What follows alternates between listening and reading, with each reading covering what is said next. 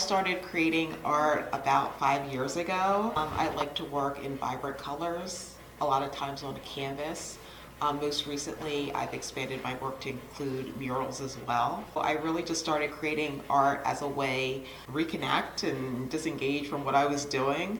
We're here at Arteriors. My installation is called Bittersweet, and it's inspired by the James Candy Company where it's located. The wallpaper behind me was all done with wrapping paper that was already here. I knew I wanted to use these baker's racks to do a cellophane painting, so that was really exciting.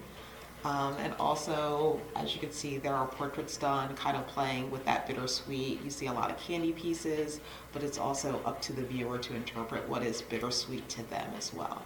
A lot of my work is female-based portraits, and I do a lot of women of color. One, to just represent seeing more of myself in the art space, but also letting them know that they are, beautiful and they're meant to be seen and admired, and also kind of building that self-confidence within as well. So I just really love capturing that in my work when I can.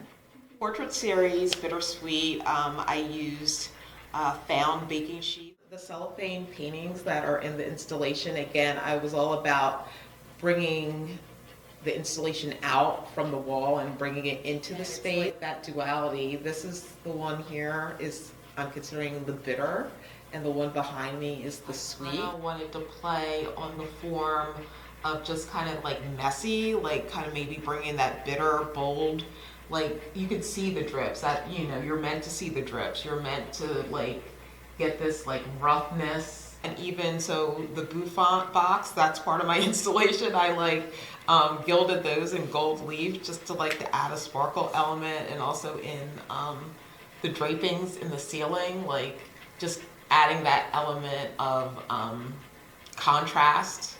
Art for me is important because it's very meditative.